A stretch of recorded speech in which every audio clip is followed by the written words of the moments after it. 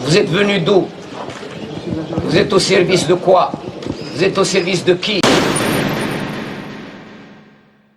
Bonjour Bouffon, ça va? Moi Ahmedoulila. Alors pas encore vacciné, j'ai été obligé de sortir de ma tanière car l'heure est grave. J'ai dû changer l'ordre des vidéos que je devais sortir malheureusement. Tu peux le constater tous les jours, de plus en plus, que la dictature mondiale est en marche. Au départ, il y a 10 ou 15 ans, les gens qui parlaient de ce genre de sujet étaient traités d'illuminés ou bien de complotistes. Maintenant, on y est. On veut nous imposer des valeurs contraires à notre civilisation. La propagande LGBT, le wokisme, l'indigénisme, la réécriture de l'histoire, l'anti-islam institutionnalisé, le métissage de masse, l'ubérisation de la société et le flicage intégral grâce à ton smartphone. Tu n'as plus le droit de penser, ni de te rebeller sans te prendre une grenade de désencerclement dans la gueule. Pendant cette pandémie, on a réussi à confiner des gens en masse, à fermer des restaurants, à priver les gens de leur liberté fondamentale, ce qui n'a même pas été fait même durant la Seconde Guerre mondiale. On utilise des outils de management par la terreur, on fabrique le consentement des masses avec l'aide de médias complices, la propagande verte, l'argent numérique, la mondialisation des mœurs et l'intelligence artificielle vont achever l'humanité. Tout le monde écoute la même musique,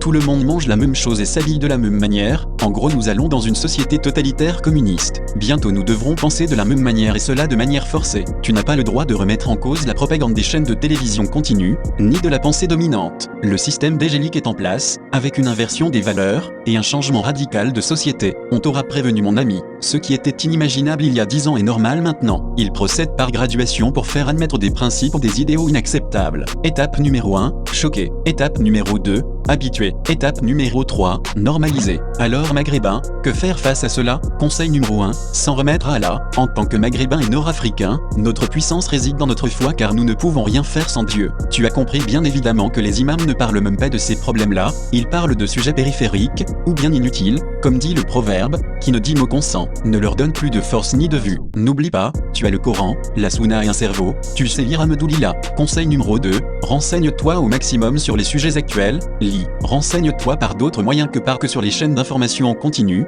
en plus d'avoir des sondages bidons. Ils orientent l'opinion dans le sens du gouvernement et de leurs actionnaires. Regarde d'où vient l'argent, tu verras d'où vient le pouvoir. Arrête de regarder des émissions abrutissantes et de la télé-réalité, informe-toi intelligemment, c'est primordial. Conseil numéro 3, sois discret, ne parle pas de tes idées à tes collègues, garde-les pour toi, ne fais confiance à personne, tes opinions dissidentes sur des sujets actuels peuvent te coûter ton travail ou bien pire. Au minimum tu seras vu comme le gogol complotiste. Conseil numéro 4, si tu es assez mûr, évite au maximum les réseaux sociaux qui sont les premiers délateurs. Si tu es assez courageux, abandonne le smartphone et réduis les interactions sur les réseaux sociaux. Si tu es encore avec ta chicha, la télé-réalité et les chaînes d'information continues, ou bien devant le foot, malheureusement je peux rien faire pour toi. Quand le dégel arrivera, tu le suivras comme tu suis Joe ou Booba. Bonne chance dans ta lobotomisation.